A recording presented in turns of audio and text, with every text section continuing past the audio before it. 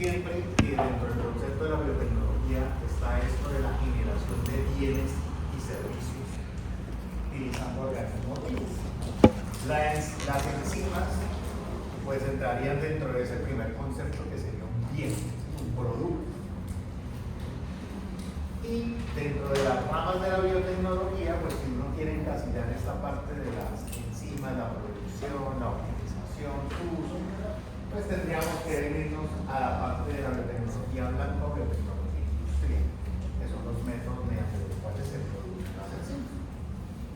Bueno, hace como 2 clases yo también les mostraba como áreas de la biotecnología en las que se trabaja aquí en Colombia, y una de esas es en síntesis e implementación de tecnologías enzimáticas y en utilización de la nanotecnología y la tecnología enzimática. O sea, con esto les quiero decir que el tema de las enzimas es viejo, pero sigue siendo muy actual, y esto va a seguir trabajándose por mucho tiempo. Bien, entonces solamente un pequeño recorderis: las enzimas dentro del contexto biológico son catalizadores biológicos, son aceleradores de reacciones bioquímicas, y en ese sentido se pueden utilizar en muchas aplicaciones, tanto en el contexto biomédico, diagnóstico, industrial, ambiental, alimenticio, lo que ustedes quieran.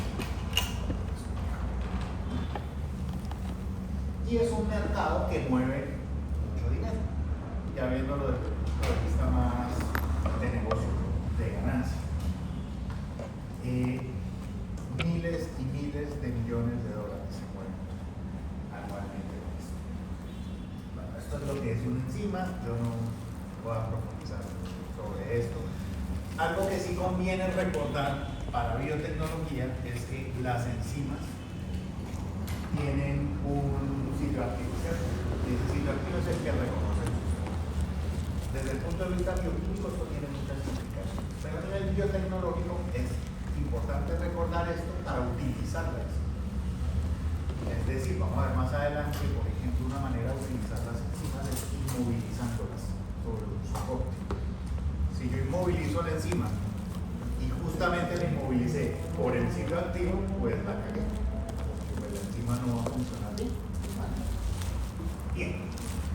Y además, otro conceptico de eso que ustedes ya vieron en algún momento, pero que es importante recordar, es que las enzimas como tal tienen una regulación de su función. Y entonces hablamos que hay enzimas constitutivas y otras que son inducibles. O mejor dicho, que su producción es constitutiva o que es inducible. ¿Y por qué es importante recordar esto? Porque si yo quiero producir una enzima y esa enzima es inducible, necesito aplicar el inductor adecuado para que ese microorganismo, célula, planta, bueno, lo que sea que yo esté usando para producir una enzima, lo haga. ¿Listo? Esto ya lo habían visto ustedes en algún momento, simplemente un pequeño recortes. Bien. Las enzimas, pues son muchas y muy diversas y muy diferentes y hacen de todo un poco. Esas enzimas, pues se clasifican dentro de diferentes grupos o categorías, y pues probablemente ustedes ya han visto en algún momento estos códigos, ¿no? S. Sí. O nunca, por primera vez. Por la cara de Valeria. Si te vi y me acuerdo, si le explicaron esto, no, nadie había visto esto de S. Nunca. Como las enzimas son demasiadas, se requiere un método para identificar todas y cada una de las enzimas o de las funciones enzimáticas. Entonces, para eso se idearon estos códigos S, que son Enzyme Classificator, o sea, clasificadores de enzimas. Y tiene 4 números. Esos 4 números, o la combinación de los 4 números, nos debería indicar exactamente qué hace cada enzima. Entonces, el primer número se refiere a la clase principal, es decir, si es una hidrolasa, una oxidorreductasa, una ligasa, etc. El segundo número indica la subclase, el tercero la subclase y el otro el número de orden. Básicamente, ¿para qué sirve esto?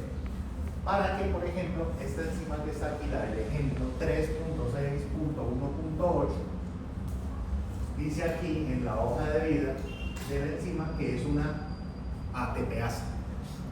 Esa es la función de esa enzima, ser una ATPasa. Entonces, pues, si hay 4 combinaciones de números, imaginen cuántas enzimas hay hacia atrás. Muchísimas. ¿Por qué es importante esto? Porque así como hay muchas enzimas, habrá muchas maneras de producir ciertas enzimas y algunas, desde el punto de vista de la biotecnología, son más relevantes que otras. Algunas son más valiosas que otras, en términos de costo-beneficio. Bien, entonces las enzimas son un producto de la biotecnología, es decir, son un bien, un producto tangible que se puede utilizar, se puede aprovechar, se puede comercializar, se puede patentar, se puede proteger. Y cuando les decía yo que mueve mucho dinero y que es un mercado pues, muy rentable, es porque tienen muchas ventajas. Nosotros usamos enzimas también pues, muy frecuentemente y nos beneficiamos de las enzimas todo el tiempo. ¿Quiénes consumen leche acá? ¿Quiénes consumen leche deslactosada? ¿Por qué? Está más de moda. Porque es más cara la deslactosada. Es más fit. Tiene menos calorías. Sabe mejor. Son intolerantes a la lactosa. Son intolerantes a la. Ahorita vamos a hablar un poco del caso de la leche deslactosada, ¿no? Pero la leche deslactosada que probablemente ustedes consumen, pues fue una leche tratada por enzimas, ¿cierto? Porque de otra manera le eliminaron la lactosa, si no es con una lactasa, que es una de esas tantas enzimas. Entonces, eso es un solo ejemplo. Y uno no sabe, pero pues la lechecita que yo me estoy tomando para el café, para el chocolate, lo que sea, ya fue tratada con enzima. Entonces, son muy útiles. Sin embargo, las enzimas tienen problemas, tienen peros, y eso también hace parte de la abordaje de la biotecnología. Las enzimas, al ser proteínas en su inmensa mayoría, son lábiles ante ciertas condiciones, ¿no? Entonces, pHs extremos las denaturalizan, tienen una temperatura óptima de funcionamiento, probablemente el ambiente en el que se encuentra la enzima determina que también trabaja, bueno, etcétera, etcétera. Entonces no todo es venta, no todo es estable. A nivel industrial las enzimas son muy apetecidas, digamos, son muy útiles porque son catalizadores muy eficientes, tremendamente eficientes. Nosotros hoy y la próxima semana vamos a estar trabajando en producir un tipo de enzima particular, ya les he mencionado, la glucoamilasa fúngica, para ser más específicos.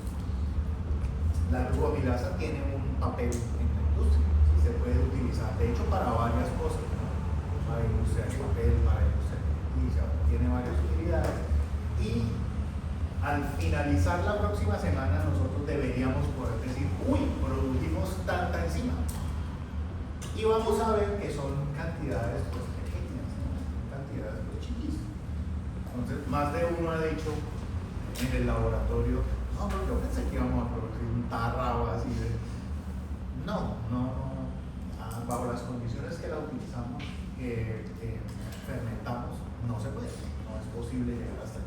Sin embargo, eso que somos capaces de producir, sirve para mucho. Y es que pues en ese entonces vamos a ver eso. Pero la cantidad de enzima que se requiere para catalizar la reacción química es nada, ¿no? Es una traza, muy pequeñita. Eso quiere decir que si producimos poquita proteína, poquita enzima, igual vale. ¿Sí? Igual se puede aprovechar. Entonces son muy eficientes. Y gracias a eso pues se usan en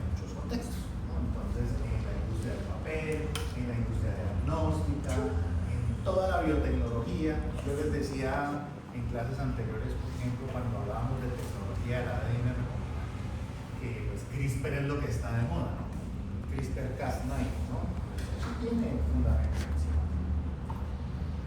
Que no estamos tan avanzados, vamos a contar con enzimas de restricción comunes y corrientes, por eso enzimas.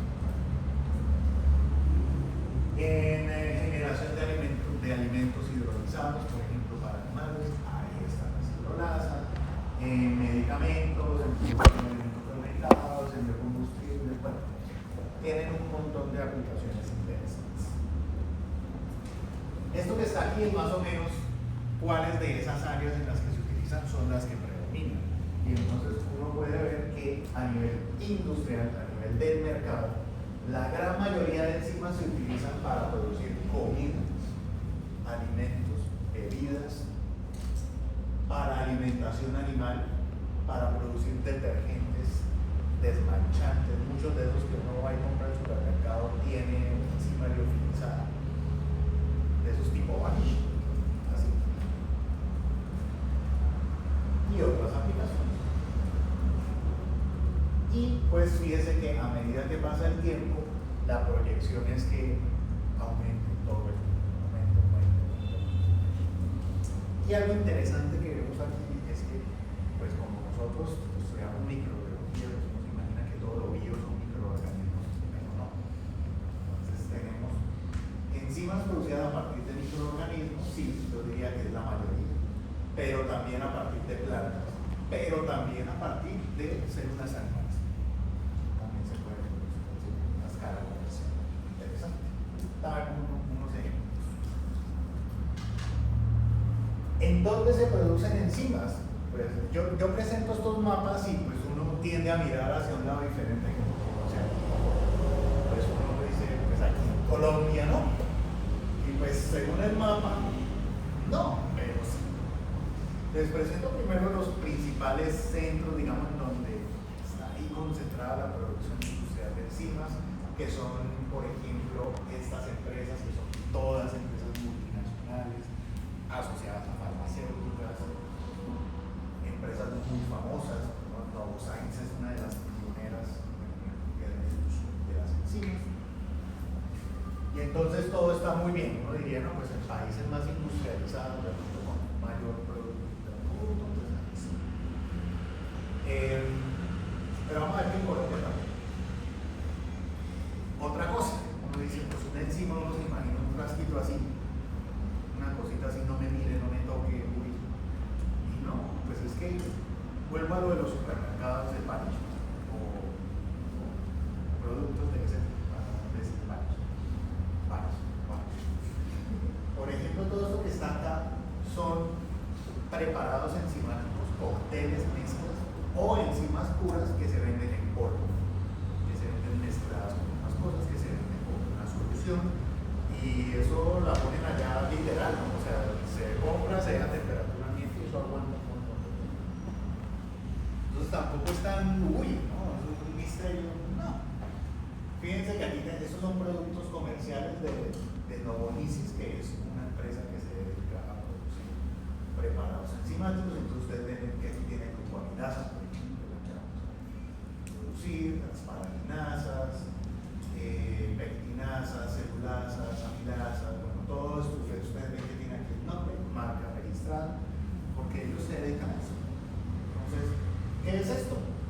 Un líquido que tiene amilasa a tal concentración y que se usa para varias cosas. Entonces, por ejemplo, esta amilasa se utiliza bastante para el procesamiento de telas.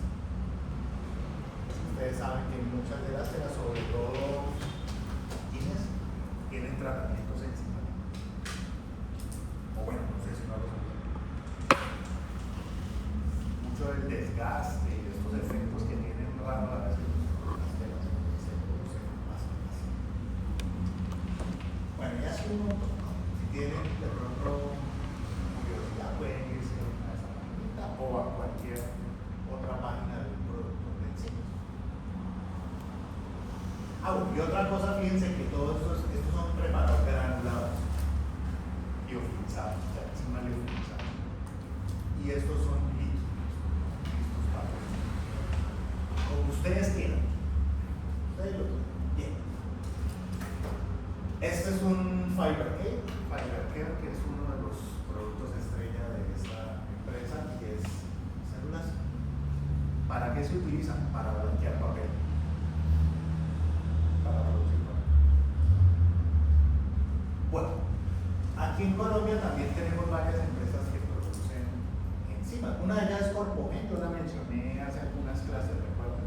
Es una empresa aquí de base biotecnológica que produce enzimas, sobre todo polimerasas, enzimas de biología molecular. Y los JBL que producen cócteles enzimáticos para aplicar en campo. Entonces, ustedes ven aquí productos enzimáticos amigables con el medio ambiente. Entonces, producen limpiadores, descontaminantes, desclarificadores, que llaman así en su página web. Son preparados líquidos enzimáticos que se utilizan para degradar residuos, para degradar colorantes, para limpieza del hogar. Entonces no todo es Europa ni Estados Unidos, aquí también se pueden producir enzimas. De hecho, ni siquiera es el comercial, pero ¿ustedes recuerdan que era un spin-off?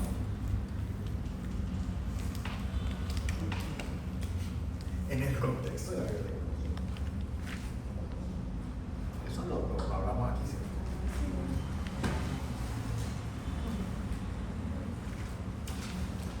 Un spin-off que no tiene nada que ver con series de televisión ni con libros, ni sagas, ni nada.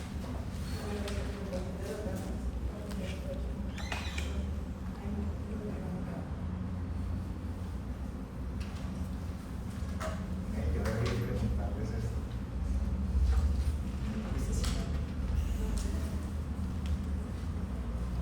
Un spin-off. Nadie lo notó.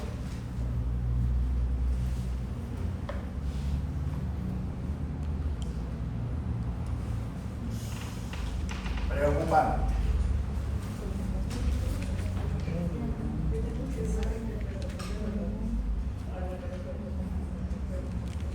Pero te falta un pedazo.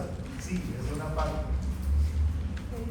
Un spin-off en el contexto de la biotecnología aquí es una empresa de base biotecnológica. Eso quiere decir que, por ejemplo, lo que acabas de decir está en el contexto aquí de la universidad.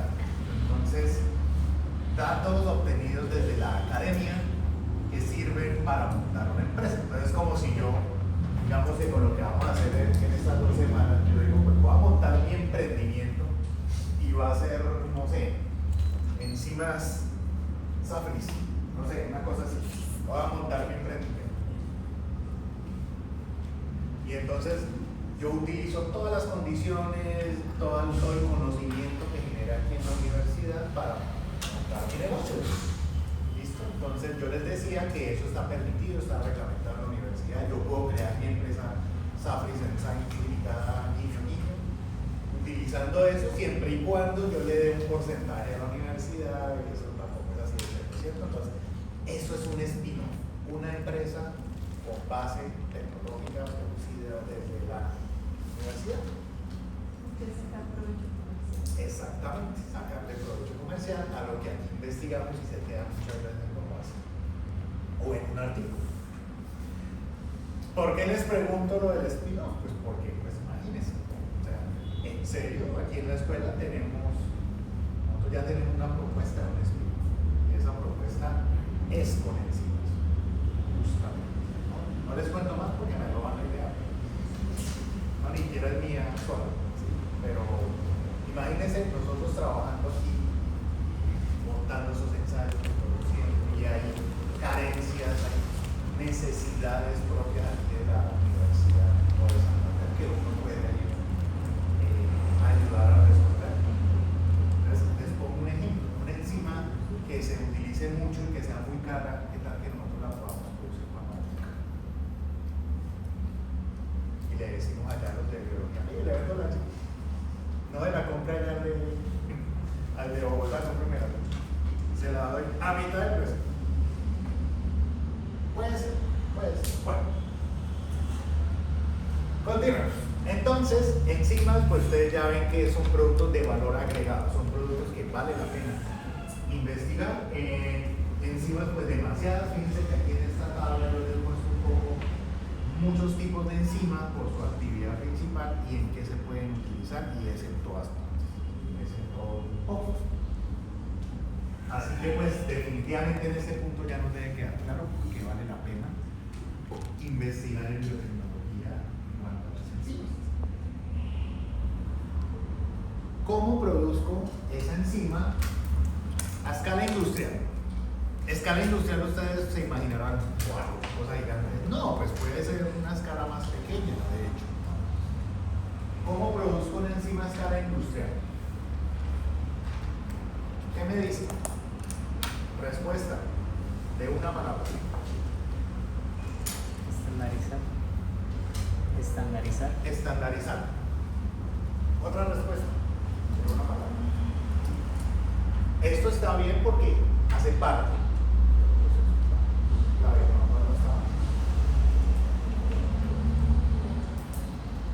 Bioreactor. ¿Cómo produzco? Bioreactor. Estandarizar. Bioreactor. ¿Qué más? Sustrato está mal, ¿no?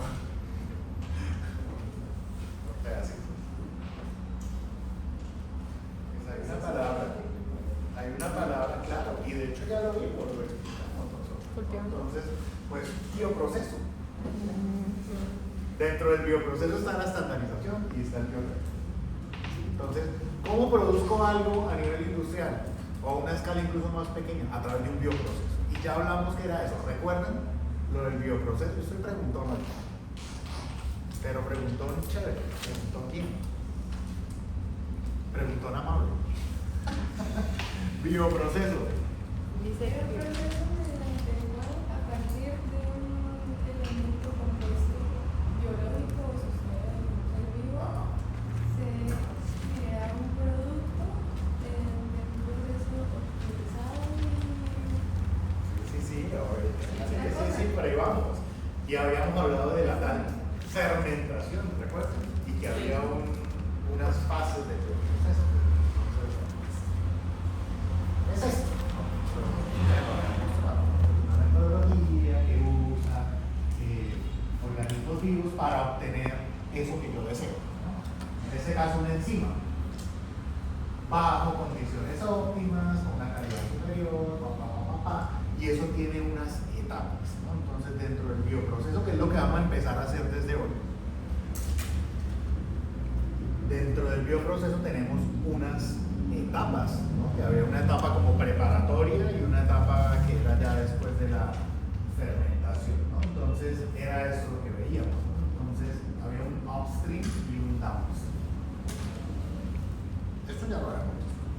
Entonces dentro de este upstream está preparar todo, incluyendo el microorganismo, montar una fermentación, que es el proceso de cultivo biológico en el que está involucrado, por ejemplo, el bioreactor. Y después, esto se puede escalar a volúmenes enormes. Y después viene un proceso ya de purificación, de separación, de evaluación, de conjunción, que es el CAPS, ¿cierto? Entonces, ahí está el proceso. También hablamos del término fermentación y que tiene varios significados según el contexto. Eso está acá. ¿Y por qué regreso acá? Porque si ustedes ven la guía de laboratorio esta tarde, dice producción de glucoamilasa a través de fermentación. Fermentación sumergida, siendo más específico. Entonces tenemos que ver un poco qué es eso. ¿Por qué sumergida? ¿Por qué no sumergida? ¿Sumergida hasta dónde? Lo de la fermentación ya lo habíamos visto, entonces tiene un significado metabólico, otro en alimentos en cuanto a alimentos fermentados, pero sobre todo de lo que vamos a hablar en este curso es de fermentación a escala industrial, ¿no? Entendido como un proceso para producir células, biomasa, productos a gran escala o bajo condiciones controladas. ¿Listo? Entonces es eso. Una fermentación es eso. No es más que un proceso de cultivo para obtener metabolitos, biomasa, enzimas, a través de un crecimiento controlado y usualmente a gran escala, no siempre es a gran escala. Lo que vamos a hacer en estas 2 semanas pues no es a gran escala. Y aún así son fermentaciones. En bioreactores o fermentadores. ¿Listo? Bioreactores o fermentadores. No vamos a entrar aquí a discutir cuál es la diferencia entre un fermentador y un bioreactor. Pronto esta tarde o en el laboratorio que tengamos más tiempo. Pero lo que sí es que muchas de esas fermentaciones se dan en condiciones aeróbicas. Y esto choca con el concepto fisiológico de fermentación, que se da en ausencia de oxígeno. Por eso es que hay varias definiciones. Bien. Eso quiere decir que esa fermentación que vamos a montar nosotros, pues no es más que un cultivo. Ya, eso es lo que vamos a hacer. Y ese cultivo se realiza bajo ciertas condiciones y lo que salga de ese cultivo tiene un tratamiento para obtener un producto. Que lo ideal sería un producto no solamente funcional, sino comercial. Porque la biotecnología viene pegada. Entonces, a partir de microorganismos, ¿qué tipo de productos se pueden generar mediante un bioproceso? Demasiados, muchísimos. Depende del organismo que yo estoy utilizando. Por ejemplo, el más simple de todos es la biomasa de un microorganismo. Por ejemplo, la levadura. La levadura de panificación es biomasa. Ya, eso es todo. Entonces pusieron a crecer en un tanque gigantesco, obtuvieron un montón de biomasa de levadura, la decantaron, la liofilizaron, la empacaron en un tarrito y se la llevaron a vender. ¿Ustedes saben cuánto cuesta un tarrito de levadura? ¿Cuánto se imaginan que puede costar un tarrito? Es una cosita así. ¿Cuánto? Por ahí entre 5.000, 6.000. Es súper barato, ¿no? Y entonces, ¿cuánto tendrán que vender para sacarle ganancia a eso?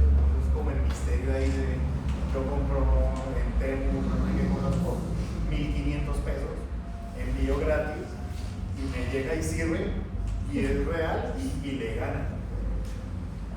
Es un misterio. Bueno, en el caso de la biomasa, pues no es un misterio, se basa en los volúmenes, cantidad. O sea, si lo venden, supongamos que era 5.000 pesos el tarrito, incluyendo el tarrito que ya viene marcado, que fue transportado. O sea, para producir eso y que le saquen ganancias, el precio de producción tuvo que ser por ahí de menos de 1.000 pesos para sacarle algo de ganancia. Eso es uno, pero pues hay muchos más, ¿no? Y fíjense que todo esto que está acá, que muchas veces en clase uno lo ve como compuestos químicos que le dicen a uno una ruta metabólica y un ciclo de Krebs, que pereza y lactato y citrato pues todos son productos comerciales. Entonces el principal productor de citrato, el ciclo de Krebs es el ciclo de los ácidos tricarboxílicos o del citrato, y el citrato se usa industrialmente. Claro que sí, claro que sí. El principal productor industrial de citrato es Aspergillus niger, el hongo que ustedes seguro vieron en micología, el hongo que vamos a utilizar esta tarde. Aspergillus es el principal productor de citrato a través de un bioproceso. O sea, lo hacen naturalmente porque él carece de una de las enzimas del ciclo de Krebs y entonces tiende a acumular citrato bajo ciertas condiciones. Ya, eso es todo. Ácido láctico, etanol, ácido acético, ácido propiónico, todos esos productos uno los ve en clase, pero fuera del contexto de la clase tienen una utilidad. Entonces el ácido acético, pues probablemente la gran mayoría de lo que se utiliza en el mercado no sea microbiano, pero si hay una buena proporción que es microbiano. El ácido acético, el vinagre, porque hay bacterias acetogeantes que producen ácido. El etanol, pues ustedes ya hemos hablado de eso acá. Y así sucesivamente. Entonces muchos productos son microbianos. Muchísimos, ¿no? La lactasa de la leche deslactosada pues es microbiana. Todo eso sale de algún lado. Entonces, súper interesante porque son los microorganismos las fuentes de esas enzimas. Y pues por fortuna los microorganismos, a ver, no es que sean importantes, pero es un recurso relativamente sencillo de obtener, mantener, controlar. Bien. Rápidamente quiero explicarles esas fermentaciones, cómo se categorizan, para no ver esto en el laboratorio porque es más del tema de teoría, ¿no? Una fermentación, insisto, o sea, ustedes ven la fermentación igual a un proceso de cultivo, es lo mismo, ¿no? Esa fermentación se divide en varios tipos de fermentación. Entonces, uno es según el sistema utilizado y el otro es según el tipo de fermentación. Entonces vamos a hablar primero según el sistema de fermentación. Según el sistema de fermentación hay dos tipos de fermentación. Fermentación sumergida o líquida. Imagínense un tubito con caldo nutritivo. Ya, eso es una fermentación. Y fermentaciones en estado sólido o fermentaciones sólidas, que también sí. Y tipos de fermentación, pues hay otras tres, pero ya vamos a ir parte. Primero, fermentaciones sumergidas y fermentaciones sumergidas. Entonces, todo lo que tenga que ver con un medio en donde la actividad de agua sea de más del 90% es fermentación sumergida. Pues todos los medios líquidos que ustedes han usado corresponden a los de una fermentación líquida. Y se da, pues aquí hay un reactor muy bonito de vidrio, controladito y toda la cosa, pero eso lo puede hacer en un tanque de plástico. Y fermentaciones sólidas, que es lo que está acá, que también vamos a montar fermentación sólida en el curso, en donde el sustrato pues tiene una actividad de agua mucho más baja y niveles de humedad mucho más bajos, ¿no? Entonces, pues realmente no hay una ausencia de agua libre ahí, a menos que se condense, pero los sustratos no son líquidos, en resumen, ¿no? Puede ser un estropajo. Todos conocen eso. Un estropajo.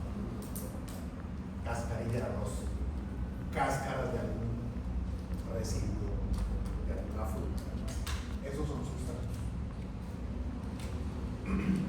Entonces las fermentaciones sumergidas pueden ser muy tecnificadas o no tan tecnificadas, ¿no? Entonces, esto que está aquí es una botella de vidrio, ustedes ven que tiene simplemente una salida aquí, una hojita, y aquí algo se está fermentando.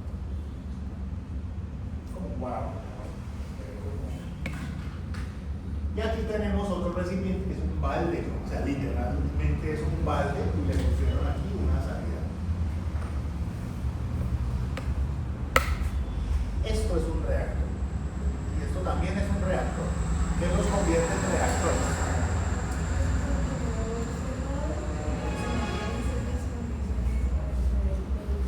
Muy bien, Estefan. Es un recipiente que mantiene confinado el sistema de cultivo. No importa si es de plástico, no importa si es de metal, de vidrio, de lo que ustedes quieran. Desde que esté controlado, es un reactor. Estos que están acá son además fermentadores, ¿no? Pero, insisto, la diferencia la podemos discutir más en el laboratorio. Estos que están acá, pues parece un enfermo en una UCI, porque tiene 1000 cablecitos, 1000 mangueritas, 1000 un montón de cosas, y es porque está monitoreado por todas partes. Y es un fermentador, es un reactor. ¿Cuál es la diferencia con estos? Pues el nivel de monitoreo, entre otros. Este que está aquí es el que tenemos en la escuela. Esto fue cuando apenas llegó, yo creo que cambiado. Todavía está empacado toda la cosa. Pero bueno, es el mismo. Definitivamente no tiene tanto aparato pegado como este, pero aún así, cuando lo utilicemos, vamos a ver que está muy bien. Tiene monitoreo de parámetros en línea, en tiempo real, está muy bien. Esto para la fermentación sumergida. Profesor, ¿se puede hacer fermentación sumergida en algo diferente? Sí, en cualquier botella de laboratorio se puede hacer fermentación sumergida, siempre y cuando corresponda con lo que decía este caso. Un recipiente cerrado, bajo condiciones controladas.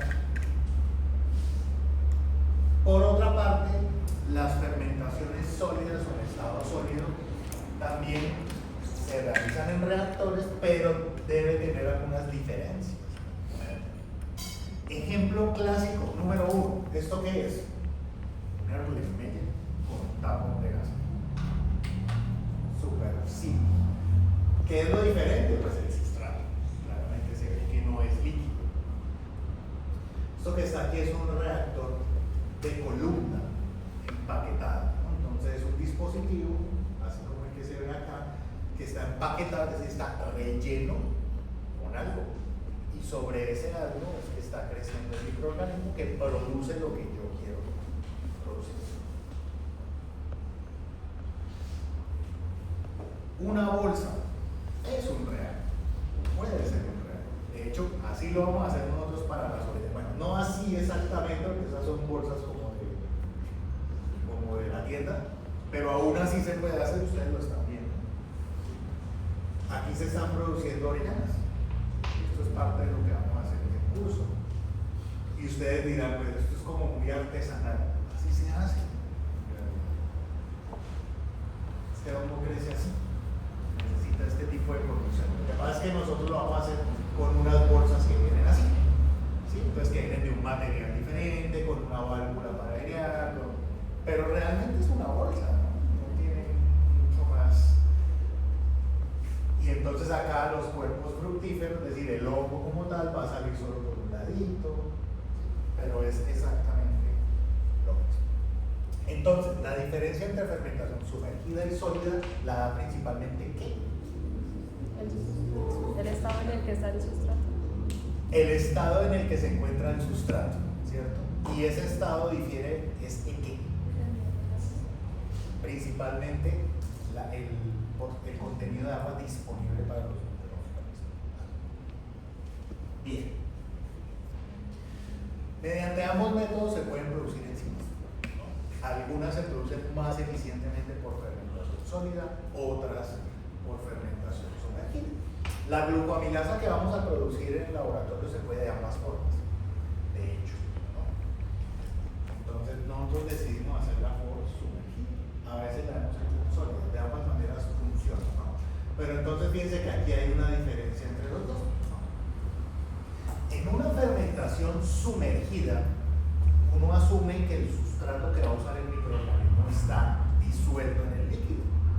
Por lo tanto, hay una mayor área de contacto, ¿cierto?, entre el microorganismo y el sustrato. Esa es una diferencia grande. Pero el hecho de ser un sustrato líquido limita la transferencia de oxígeno hacia la célula. Entonces, si es un organismo aerobio estricto o que sus requerimientos de oxígeno son altos, de pronto conviene bajar una fermentación sólida en donde hay más espacio gaseoso que una líquida. ¿Vale? Ustedes hasta este momento creo que han hecho casi todo. Todos los cultivos de las otras asignaturas pues, en medios líquidos o semisólidos, que son las placas de agar, son medios semisólidos. Bien. Bueno, ¿qué sirve para producir enzimas? Sí, algunas enzimas se producen más eficientemente por un método o por un método y otras por otro. Pues aquí no nos vamos a poner a discutir las generalidades porque eso será muy específico de cada enzima. Lo cierto es que estos dos tipos de métodos son los principalmente utilizados para aprovechar hongos. Ustedes ven que aquí todos estos que están acá son hongos y son hongos filamentosos. Ambos se pueden cultivar y utilizar por fermentación sumergida y por fermentación sólida. Pregunta: ustedes en este punto han cultivado hongos, diría yo, casi exclusivamente en micología.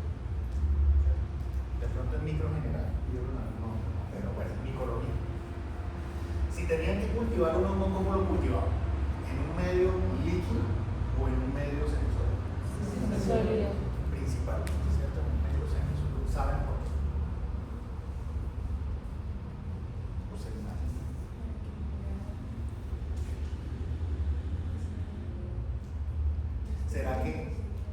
nada que ver. O sea, para ver Eso, sí, es principalmente por eso, por una cuestión de caracterización morfológica, macro. Entonces, un criterio de pronto para distinguir un hongo es la forma de la colonia, que el micelio aéreo llega hasta no sé qué, bueno. Eso en un medio líquido no se ve, pero eso no quiere decir que el hongo no pueda crecer en un medio líquido. Nosotros, desde el viernes, cuando arranquemos la fermentación, vamos a dar cuenta que eso va a estar en medio líquido todo el tiempo. Y la siguiente semana, cuando ya veamos, el lunes, vamos a ver que un hongo creciendo en un medio líquido se ve muy diferente a un hongo creciendo en una caja. De pronto el aspergillus que vamos a usar, uno lo siembra en una cajita y a los 2-3 días ya se ve el micelio, ¿no? Pero tuvo, bueno, un frasco, ¿no? Se ve diferente, muy diferente, ya lo van a ver. Bueno, de acuerdo al sistema, entonces, sumergida y sólida, o en sustratos. Además, cada una de estas, ya sea sumergida o sólida, puede darse de 3 maneras diferentes. Por fermentación en lote o en batch, también se llama así. También le dicen fermentación discontinua, fermentación continua y por lote alimentado. ¿Qué es esa vaina? ¿Qué significa cada uno de ellos? Es muy sencillo de entender. ¿Qué son los 3 ejemplos? Aquí lo tenemos en el contexto de una fermentación sumergida, líquida, pero esto también puede aplicar para una sólida, ¿no? No quiero que nos confundamos con eso, solo para dar el ejemplo. Una fermentación en lote o batch o fermentación discontinua es la típica que ustedes hacen cuando repican un microorganismo en un tubito que tiene caldo de hongo. ¿Por qué se llama así? La fermentación en lote se refiere a que dentro del reactor tenemos un medio de cultivo con un sustrato que va a ser consumido idealmente en su totalidad, pero ese medio nunca es reemplazado, nunca se le agrega más medio o nunca, digamos, pasa algo directamente con él, no. Simplemente se agrega el microorganismo, el sustrato que está dentro de ese medio de cultivo va a ir consumiéndose y a medida que se consume, pues uno asume que la cantidad de biomasa aumenta. Pero el volumen de la fermentación nunca cambia. Es el mismo siempre, es decir, nunca hay adición. Entonces, por eso se llama en lote o discontinuo, porque es un lote de cultivos. Entonces, yo cultivé aquí, espero que crezca y se acabe el medio y ya, ahí se terminó todo.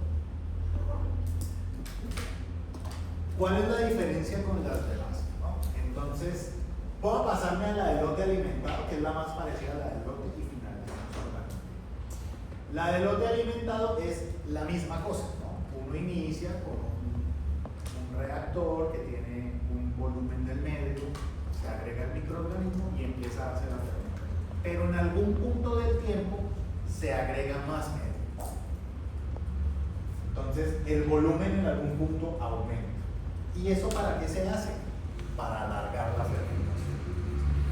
Para alargarla. Porque puede que lo que yo quiera producir se produce en una etapa tardía de la curva de crecimiento del microorganismo. Por ejemplo, un antibiótico, que es un metabolito secundario. Entonces, en la medida que yo le dé un poquitico más de medio, un poquitico más de sustrato, la fermentación puede que tome más tiempo, el organismo no muera tan rápido, y eso puede incluso hasta duplicar la cantidad de la enzima o del colorante o de lo que yo esté produciendo. Por eso se llama lote alimentado, porque es el mismo de lote, pero yo le doy un poquitín más, le doy la llama. ¿Listo? También se llama semicontinuo o fed batch, que es así como se conoce en inglés, ¿no? La de lote es batch. Y tenemos una tercera modalidad que es la fermentación continua. La fermentación continua es de las más complejas de realizar, porque el volumen del medio siempre es el mismo. Entonces, imagínense un tanque de fermentación en donde se agrega un medio.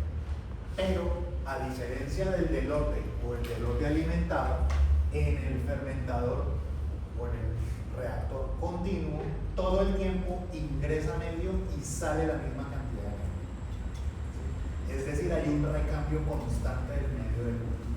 O sea, en pocas palabras, el medio de cultivo siempre está fresco, siempre tiene sustrato, siempre tiene nutrientes.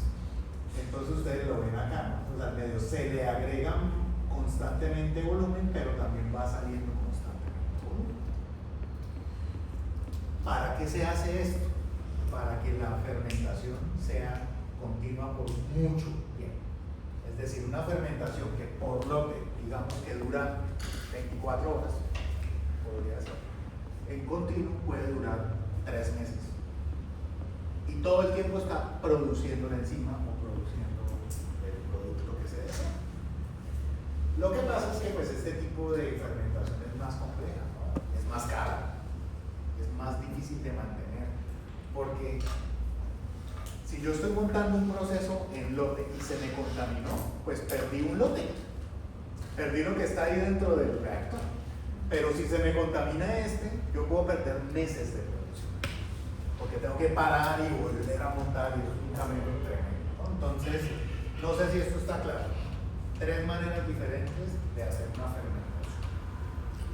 Nosotros vamos a estar montando batch casi todo el tiempo en biotecnología, ¿sí? Pronto más adelante en industria la hacen las otras cosas, pero pues para lo que necesitamos hacer, vamos a hacer batch, ¿sí? Fermentación en lote. ¿Eso está claro? ¿O hay alguna pregunta o vuelvo a explicar? ¿Sí? Bueno. Entonces, eso es cómo se produce y es parte de lo que vamos a hacer en las prácticas de laboratorio. Ahora, yo produzco una enzima, digamos que la minucia es lo que vamos a ver dentro del espacio de laboratorio. ¿Cómo uso o cómo se aprovechan esas enzimas? Entonces, las enzimas, que es el tema de lo de hoy, se pueden utilizar libres o inmovilizadas. Esto tiene ventajas y desventajas, libres e inmovilizadas. Entonces, una enzima libre, por ejemplo, es la que nosotros vamos a generar, que va a ser una enzima que va a quedar disuelta en un medio acuoso, en un medio de cultivo.